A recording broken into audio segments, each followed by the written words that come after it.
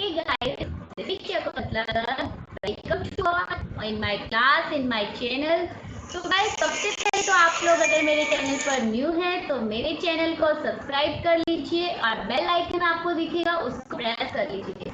उससे क्या होगा, जैसे कि मेरे चैनल पे कोई भी न्यू आपको वीडियो आएगी तो उसकी नोटिफिकेशन आपको उसी टाइम मिल जाएगी, जिससे आप कोई भी वीडियो मिस नहीं करेंगे। तो गाइस अभी मैं आपको मेरे बारे में थोड़ा सा बता देती हूँ। As you know, this is Shakuntala Garg और मैं आपको यूजीसी नेट की प्रिपरेशन करवाती हूँ। यहाँ पर अभी जो मैं यहाँ पर मेरे लेसन्स डालूंगी, वो लेसन्स आपके बीकॉम, एमकॉम, बीबीए सबके लिए बेनिफिशियल होने वाले हैं, साथ साथ यूजीसी नेट वाले स्टूडेंट्स के लिए तो ऑब्वियसली है ही। तो करें कंटिन्यू। आज का हमारा टॉपिक होगा क्वार्टर 5 फोर्सेस मॉडल। तो गाइस हमारा टॉपिक है क्वार्टर 5 फोर्सेस ऑफ मॉडल। तो हम इसको कंटिन्यू करते हैं। तो सबसे पहले देखिए हमारी नेक्स्ट स्लाइड पर चलते हैं। हमारी नेक्स्ट स्लाइड है, फर्स्ट ऑफ ऑल आप यहाँ पर थोड़ा सा मेरे बारे में देख लीजिए। As you know, Shakuntala Garg and I qualified UGC NET in commerce subject. I have completed my MCom in finance and guys I am an Unacademy educator also. So आप लोग मुझे अनअकैडमी पर भी फॉलो कर सकते हैं, वहाँ पर भी आप मेरी वीडियोस को देख सकते हैं, मेरे कोर्सेज को देख सकते हैं, जिनसे आपको बहुत ज़्यादा बेनिफिशियल होने वाला है। सो चलिए अब हम कंटिन्यू करते हैं। जैसे मैंने बोला क्वार्टर 5 फोर्सेस मॉडल, उसके बारे में मैं आपको पहले थोड़ा सा बताती हूँ कि ये है क्या। देखो, क्वार्टर 5 फोर्सेस ऑफ मॉडल एक माइकल पोर्टर जो है हमारे, उन्होंने जो है ये प्रपोज किया। और इन्होंने क्या था कि इन्होंने बोला कि बिजनेस को एनालाइज करने के लिए, बिजनेस के स्ट्रेंथ को, वीकनेस को देखने के लिए, बिजनेस के बारे में एक डिसीजन लेने के लिए क्या है, 5 फोर्सेस ऐसे होते हैं जिनके ऊपर आपको क्या करना पड़ता है, फोकस करना पड़ता है। तो देखिए क्या, सबसे पहले मैं आपको थोड़ा सा बताती हूँ कि माइकल ई पोर्टर है कौन। इन्होंने 1947 में इनका बर्थ हुआ। ये एक हार्वर्ड बिजनेस स्कूल के प्रोफेसर है जिन्होंने पोर्टर के 5 फोर्सेस मॉडल को डेवलप किया। ये already 18 books and over 125 article जो है ये राइट कर चुके। ओके, सो आप देखिए इन्होंने क्या बोला पोर्टर 5 फोर्सेस मॉडल में। इसलिए बोला, देखो मार्केट के अंदर अगर आप चाहते हो, ये नॉर्मल आपके सिर्फ आपको पढ़ने के लिए नहीं है ये टॉपिक, ये मॉडल। अगर आप रियल लाइफ में भी अपने मार्केट बिजनेस स्टैब्लिश करना चाहते हो, बिजनेस की सक्सेस चाहते हो, तो आपको जो है इन 5 फोर्सेस जो इन्होंने बताए उनके ऊपर जो है ध्यान देना होगा, उनको कंसीडर करना होगा। अगर आप 5 फोर्सेस को कंसीडर करेंगे तो ही आपको क्या है कि एक मार्केट के बारे में पता चलेगा, आपको अपने बिजनेस के बारे में पता चलेगा कि उसकी अपॉर्चुनिटी क्या है, उसकी थ्रेट्स क्या है और किस तरह से वो मार्केट में सक्सेस गेट कर सकता है। तो देखिए quarter 5 forces model business analysis के क्या है, एक बिजनेस को एनालाइज करने के लिए एक मॉडल बनाया गया जो कि आपकी हेल्प करता है किस चीज में, कि वो एक्सप्लेन करे टू सस्टेन प्रॉफिटेबिलिटी। कि जो आपने चेक किया होगा कि एक मार्केट के अंदर बहुत सारी इंडस्ट्री होती है, लेकिन हर एक इंडस्ट्री की क्या है, अपनी स्ट्रेंथ है, अपनी वीकनेस है। कुछ एक इंडस्ट्री जो है वो हाई प्रॉफिट अर्न कर रही है, कुछ एक इंडस्ट्री जो है वो लो प्रॉफिट अर्न कर रही है। तो वो उसका रीजन क्या है, उन सब के बारे में पोर्टर ने अपनी इस मॉडल के अंदर बताया। ये जो मॉडल है, जैसा कि मैंने आपको बोला, माइकल ई पोर्टर ने दिया। उन्होंने अपनी बुक कॉम्पिटिटिव स्ट्रेटजी, जिसका नेम क्या है, technique for analysing industries and competitors, इसके अंदर उन्होंने इस मॉडल के बारे में बताया, जो कि 1980 के अंदर ये जो है आपका मॉडल लाया गया। सो यहाँ पर देखिए ये जो मॉडल है ये वाइडली यूज किया जाता है, किस लिए, एनालाइज करने के लिए, आपकी जो कंपनी का जो इंडस्ट्री का स्ट्रक्चर है, उसकी जो स्ट्रेटजी है, सब चीज़ों को देखने के लिए। कहने का मतलब गाइस क्या है कि मार्केट के अंदर एक ऑर्गेनाइजेशन क्या चाहता है, वो ये चेक करना चाहता है कि मैं जो मार्केट के अंदर हूँ, मेरी क्या पोजीशन मैं होल्ड करता हूँ मार्केट में। अगर कल को न्यू मार्केट मतलब न्यू बिजनेस अगर एंटर करता है तो क्या मैं उसको फेस कर पाऊंगा, क्या जो है मेरे जो कस्टमर है वो क्या लॉयल कस्टमर है, क्या मेरे सप्लायर ऐसे हैं कि जो मुझे किसी भी टाइम प्रोडक्ट अवेलेबल करवा दे और जो कि रिलायबल हो। तो या फिर वो क्या देखता है, क्या ऐसे कॉम्पिटिटर है जिनको मैं फेस कर सकता हूँ। इन सब के बारे में चेक करना पड़ता है एक बिजनेसमैन को, एक मार्केटर को। तो उसके बारे में ही जो पॉटर ने 5 फोर्सेस दिए कि एक बिजनेसमैन को सक्सेस करने के लिए, अपनी पोजीशन का पता लगाने के लिए उन्हें इन 5 फोर्सेस जो है उसको स्टडी करना पड़ेगा, उसके बारे में डिटेल एनालाइज करना पड़ेगा, तभी वो अपने बिजनेस को एनालाइज कर पाएगा। सो गाइस, क्लियर इतना सबको? आई थिंक आपको मीनिंग पता लगा होगा कि पॉटर 5 फोर्सेस मॉडल लाने के पीछे क्या रीजन है, वो क्यों लेकर आए, उसका मेन ऑब्जेक्टिव क्या है।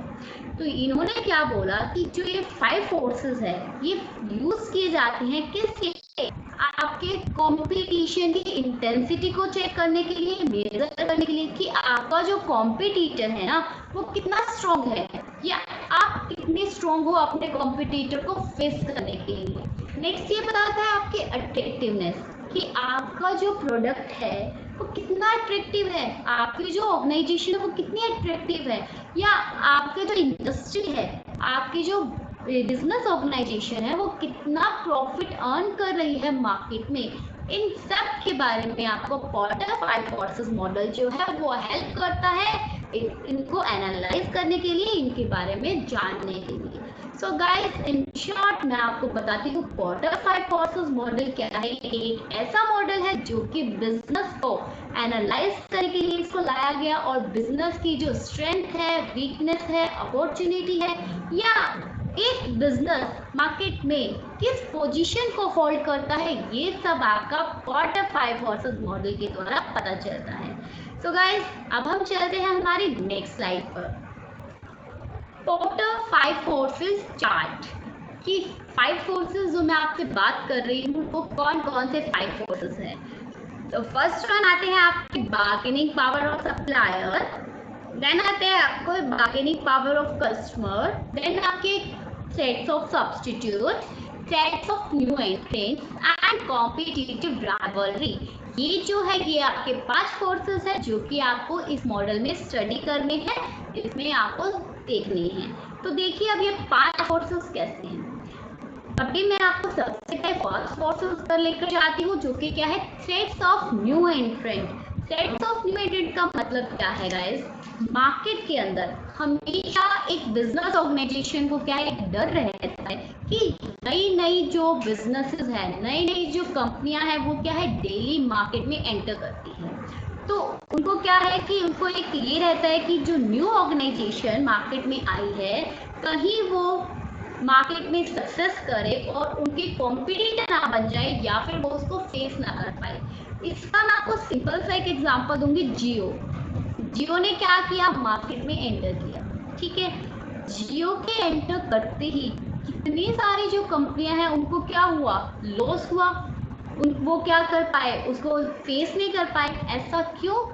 क्योंकि जो जियो ने एंटर किया उसकी जो स्ट्रेटजी थी, उसकी जो वो मतलब उन्होंने पूरा अपना परफॉर्मा तैयार किया कि किस तरह से मार्केट को कैप्चर करना है। तो उसको क्या हुआ, बाकी फर्म्स जो है अपने आप को इस तरह से मेंटेन नहीं कर पाई जिस तरह से फिर जियो लेकर आया। लाइक उन्होंने क्या किया, पहले बहुत फ्री सर्विसेज दी, तो फ्री सर्विसेज देने से क्या हुआ, बाकी की फर्म को लॉस हुआ, इवन जियो को लॉस हुआ। बट उन्होंने बाद में क्या किया, अब देखो वो कितना ज़्यादा शेयर कैप्चर कर रहे हैं, कितना ज़्यादा अर्न कर रहे हैं। तो थ्रेट ऑफ न्यू एंट्रेंट में क्या है गाइस, ये फोर्स आपको दिखाता है, बताता है, डिटरमाइन करता है कि किसी भी पर्टिकुलर इंडस्ट्री में किस तरह से एक फर्म इजीली एंटर कर सकती है।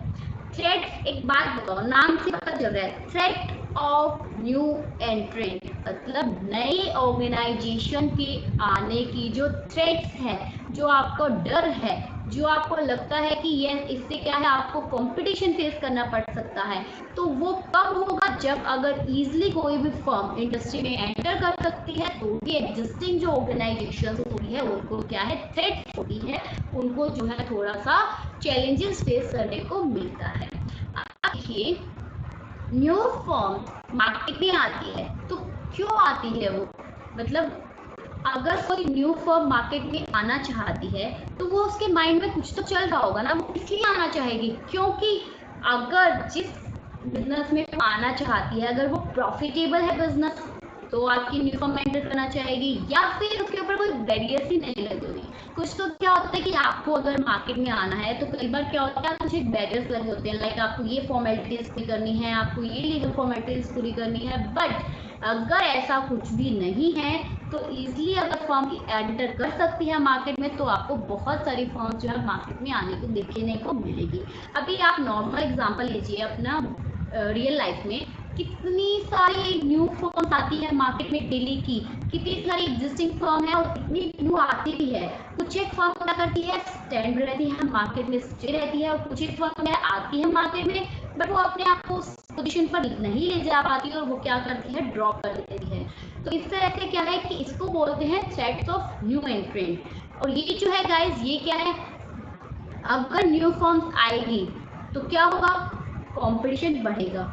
ऑब्वियसली नॉर्मल सी बात है ना, न्यू फॉर्म्स आएगी तो कंपटीशन बढ़ेगा, और जो फॉर्म्स है, एग्जिस्टिंग ऑर्गेनाइजेशंस है, उनका प्रॉफिट डिक्लाइन होना शुरू हो जाएगा। देखिए एग्जांपल में मैंने जियो बोला, जियो आई, उसने अपने प्राइसेस को क्या रखा, मिनिमम रखा, तो उससे जो एग्जिस्टिंग फॉर्म थी उनको भी क्या करना पड़ा, मार्केट में स्टैंड करने के लिए उनको अपना प्राइस कम रखना पड़ा ना। तो ये क्या है, ये उनकी एक स्ट्रेटेजी थी, और उससे क्या हुआ, बाकी की जो एग्जिस्टिंग फॉर्म है उनको लॉस की सिचुएशन क्लियर करनी पड़ी। आप कह सकते हो उनका प्रॉफिट कम हो गया पहले के कंपैरिजन में। तो ये होता है गाइस थ्रेट्स ऑफ न्यू एंट्रेंट। नए ऑर्गेनाइजेशंस के आने की वजह से जो थ्रेट्स होते हैं वो हम इसमें स्टडी करते हैं। तो कहने का मतलब एक मार्केट को, एक बिजनेस ऑर्गेनाइजेशन जो कि एग्जिस्टिंग है, उनको क्या करना पड़ता है कि नए जो ऑर्गेनाइजेशन एंटर कर रहे हैं उनको ध्यान देना पड़ता है और अपने आप को इतना स्ट्रॉन्ग करना पड़ता है, इतना कैपेबल करना पड़ता है कि वो लोग उस चीज को फेस कर सके। अभी आगे देखिए, मैं आपको बताऊंगी कैसे।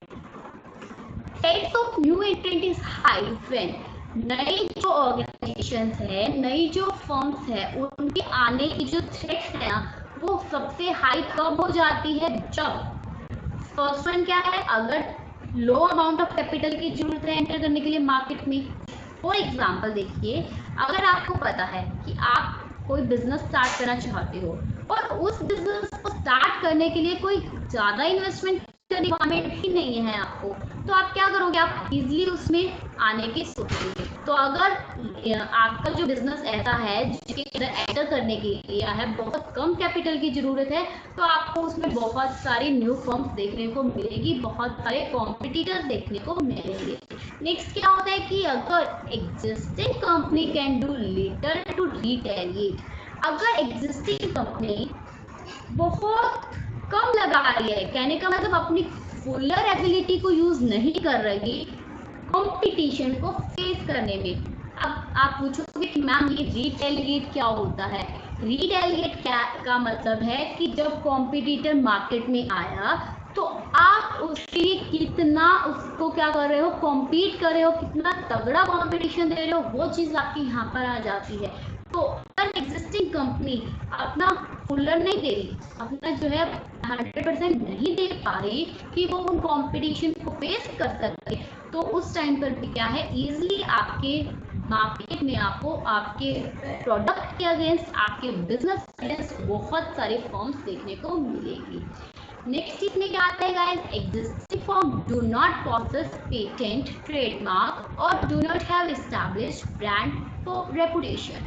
अगर पहले वाली जो फर्म है, जो एग्जिस्टिंग फर्म है, अगर उसका कोई ट्रेडमार्क नहीं है, कोई उसकी क्या है पेटेंट राइट नहीं लिया उसने, कोई उसकी अच्छी खासा ब्रांड नहीं है, तो ऑब्वियसली क्या है, न्यू फर्म मार्केट में एंटर कर सकती है ना। एक तो क्या होता है, मान लीजिए आपकी फर्म है, उसने कुछ जो है न्यू इनोवेट किया, कुछ नया बिजनेस लेकर आई।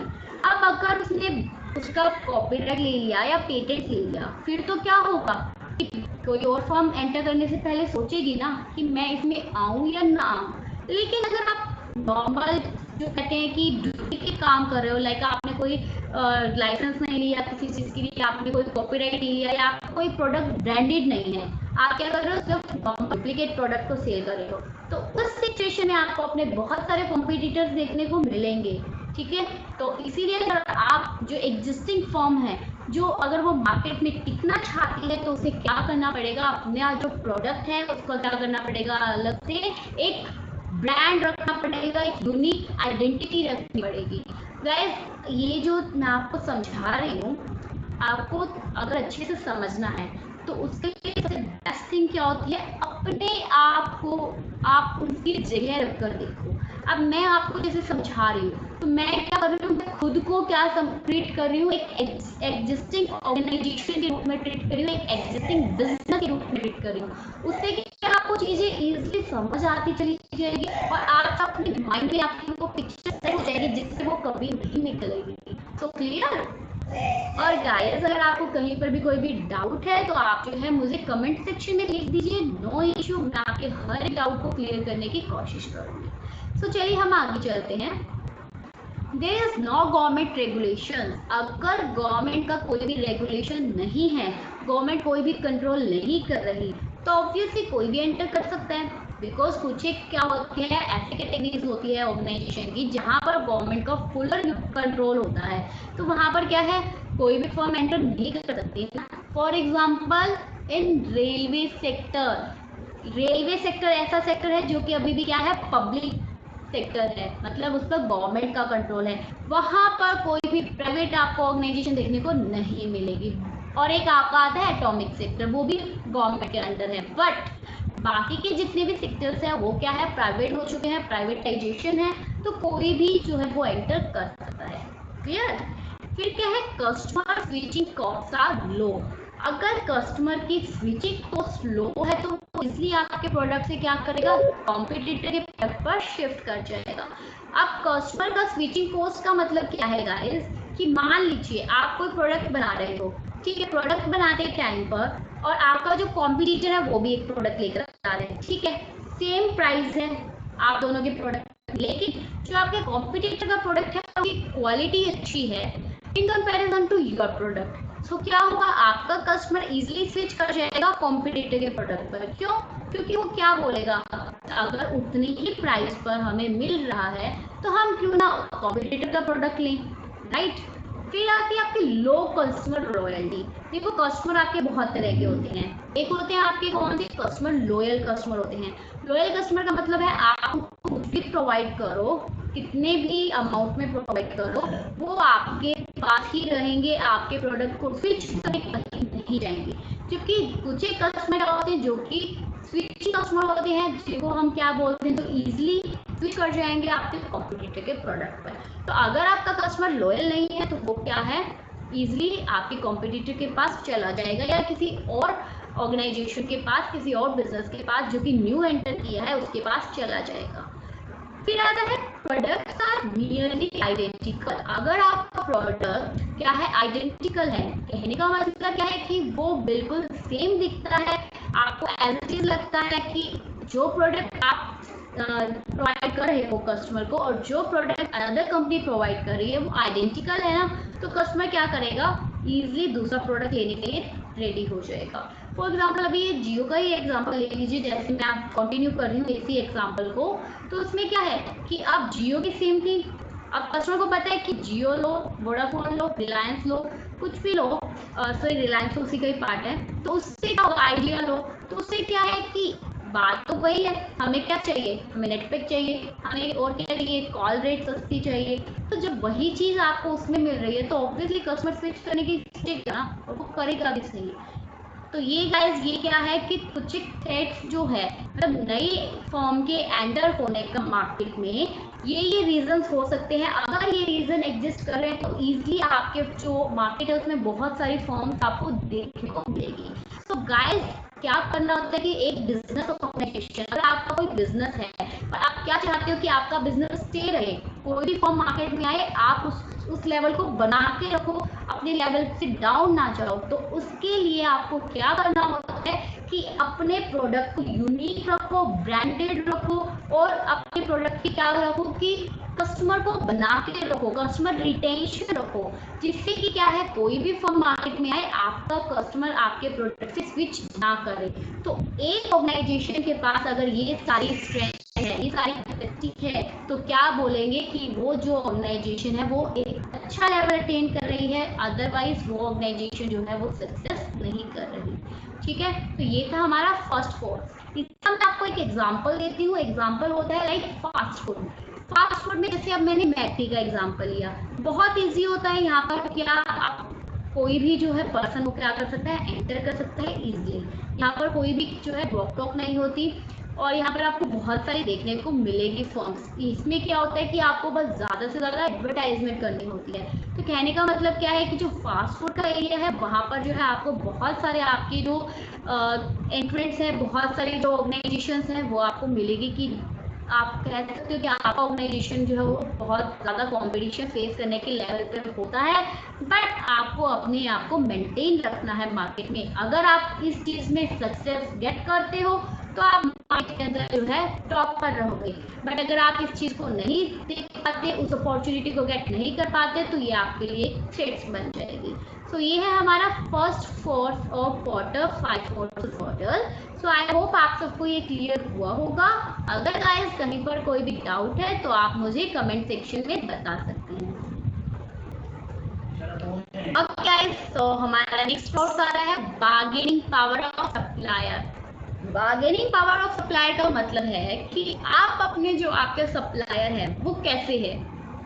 एक मार्केट के अंदर जो एक बिजनेस है उसकी सक्सेस डिपेंड करती है कि उसके कस्टमर कैसे हैं, उसके सप्लायर कैसे हैं। सप्लायर कौन होते हैं, जो कि उसको क्या करते हैं, गुड्स को सप्लाई करते हैं, रॉ मटेरियल सप्लाई करते हैं आपके ऑर्गेनाइजेशन को। तो गाइस अगर आपका supplier, bargaining power of supply का मतलब क्या है कि आप अपने सप्लायर से बार्गेनिंग कर सकते हो या नहीं कर सकते। बार्गेनिंग का मतलब क्या है कि जैसे कि आपका सप्लायर आपको बोलता है कि मैं आपको प्रोडक्ट दूंगा 500 रुपीज़ का, लेकिन आप उससे बार्गेनिंग करके उस प्रोडक्ट को कम प्राइस में करवा सकते हो या नहीं। तो ये डिपेंड करती है कि आपके मार्केट के अंदर आपका जो सप्लायर है वो कैसा है, कितने नंबर ऑफ सप्लायर्स अवेलेबल है, आपका प्रोडक्ट कैसा है, आपका रॉ मटेरियल किस नेचर का है। ये सारी चीजें आपकी जो है वो डिपेंड करती है। तो बार्गेनिंग पावर ऑफ सप्लायर जो है, अब गाइस मान के चलो अगर आपके मार्केट के अंदर ओनली 1 सप्लायर है, ठीक है, अब सप्लायर एक है तो ऑब्वियसली अब आपको क्या है, उस सप्लायर की माननी पड़ेगी। वो जो आपको बोलेगा कि भाई मैं तो ये प्रोडक्ट आपको दूंगा 1000 रुपए में, लेना है तो लो, नहीं लेना तो जाओ।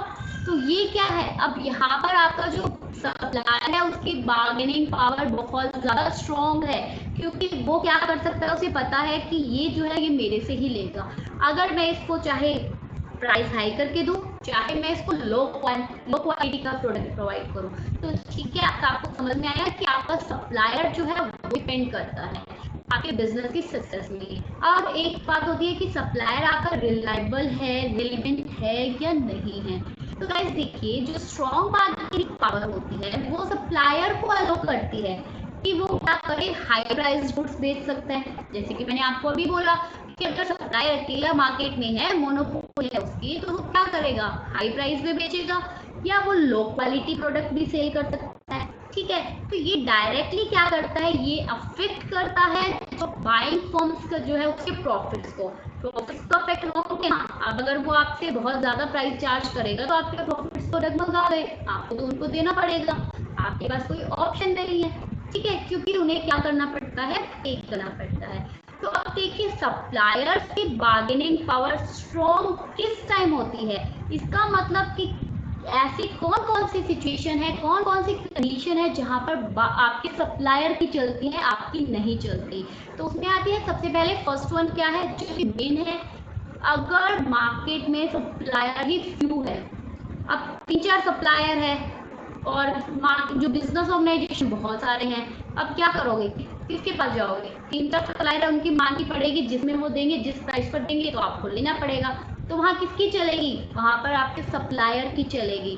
ठीक है, नेक्स्ट आती है supplier are large and threatens to forward integrate. अगर सप्लायर बहुत ज़्यादा लार्ज है, ठीक है, अब अगर सप्लायर बहुत ज़्यादा लार्ज अमाउंट पे है तो वो क्या कर सकते हैं कि वो आपको बढ़ने से, आगे बढ़ने से रोक सकते हैं, क्योंकि सप्लायर बहुत ज़्यादा है तो वो क्या कर सकते हैं, कार्टेल बना सकते हैं। कार्टेल का मतलब क्या होता है, ग्रुप बनाना। ठीक है, फिर आते हैं आपके few substitute raw material exist. मान लीजिए आप जो है आपका बिजनेस जो है, या अगर हम बात करें मार्केट में कोई बिजनेस ऑर्गेनाइजेशन है, वो जिस रॉ मटेरियल में डील कर रहा है, उसको जिस रॉ मटेरियल की जरूरत है, उसके बहुत कम सब्स्टिट्यूट मार्केट के अंदर अवेलेबल है। अब बहुत कम सब्स्टिट्यूट मार्केट में होंगे, इसका मतलब क्या है, आप स्विच भी नहीं कर सकते, एक पर चले जाओगे दूसरे पर चले जाओगे, और तो आपके पास सब्स्टिट्यूट का ऑप्शन ही नहीं है ना। तो आपको उसी को जो है, जो आपका सप्लायर मांगेगा, आपको देना पड़ेगा। ओके, नेक्स्ट क्या है, सप्लायर होल्ड्स स्कार्स रिसोर्सेज। सबसे पहले स्कार्स रिसोर्सेज क्या होता है, ये आपके इकोनॉमिक्स की एक टर्म है। मोस्ट ऑफ स्टूडेंट्स को ये नहीं पता होगा, राइट, नहीं पता ना, मैं बताती हूँ आपको। स्कार्स रिसोर्सेज क्या होते हैं, वो रिसोर्सेज, ऐसे रिसोर्सेज जिनकी क्या है, कमी है। आपको मार्केट में जो रिसोर्सेज बहुत मुश्किल से मिलते हैं, जिनकी बहुत ज्यादा मार्केट में कमी देखने को मिलती है, अगर वो रिसोर्सेज आपके सप्लायर के पास है तो उसकी माननी पड़ेगी। अब जैसे कि एग्जांपल के बोलो, बीच में क्या हुआ था, होल्डिंग करते हैं ना, कुछ एक जो सप्लायर क्या करते हैं, होल्ड करते हैं, जमा कोई करते हैं। अब जैसे कि मान लीजिए प्याज का एग्जांपल लेते हैं, उन्होंने प्याज को स्टॉक में करके रख लिया। अब क्या होगा, अब मार्केट के अंदर कमी आ गई उस चीज की। अब अकेले वो पर्सन है कि उनके पास वो प्रोडक्ट अवेलेबल है और मार्केट में उस चीज की कमी है, तो जिस प्राइस पर चाहे उसको सेल कर सकते हैं। तो ये इस वजह से क्या होगा कि उस टाइम पर आपका जो बार्गेनिंग पावर, फिर आपका cost of switching raw material is especially high. अगर रॉ मटेरियल से चलने की आपकी कॉस्ट है तो उस टाइम चलाएगा। अब फिर चलने की कॉस्ट है, ध्यान से सुनिए। मान लीजिए आपको रॉ मटेरियल चाहिए, ठीक है, एक तो आपको मिल रहा है आपके बगल वाली शॉप से, बगल वाली इंडस्ट्री से, बगल वाली फॉर्म से, ये ठीक है, और एक आपको मिल रहा है 5-6 किलोमीटर दूर जाके आप वहां से लेकर आ सकते हो। अब आप किसको प्रेफर करोगे, ऑब्वियसली आप क्या करोगे कि वहाँ 5-6 किलोमीटर जाऊँ, उसकी तो कॉस्ट मुझे डबल ट्रिपल पड़ेगी, और अगर मैं साइड वाले से लूँ तो ये तो बहुत ही सस्ता पड़ रहा है। तो अब आप क्या करोगे कि आप साइड वाले को दूसरे वाले, क्यों, आपको वो है, आई थिंक आपको ये समझ में आया होगा। तो इसी एक बिजनेस ऑर्गेनाइजेशन जो है उसे क्या करना है कि सप्लायर को ध्यान रखता है। अगर आपका सप्लायर जो है वो अच्छा है और रिलायबल है, तो फिर तो क्या है कि आपका बिजनेस सक्सेस करेगा। आपको जो है मतलब सप्लायर की इतनी नहीं चलेगी, उस टाइम पर कस्टमर की चलेगी। बट अगर आपका सप्लायर स्ट्रॉन्ग पोजीशन गेट करता है तो वो जो मर्जी चाहे आपसे प्राइस चार्ज कर सकता है। इन सब चीजों का आपके बिजनेस ऑर्गेनाइजेशन का जो प्रॉफिट है उस पर क्या पड़ेगा, इफेक्ट पड़ेगा। सो आई थिंक गाइस आपको ये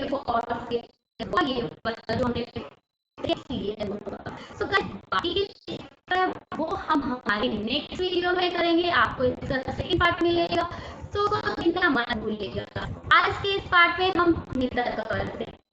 अगर जैसा कि मैंने बोला, अपने चैनल सब्सक्राइब कर लीजिए और अपने फ्रेंड्स के साथ को शेयर करना मत भूलिएगा।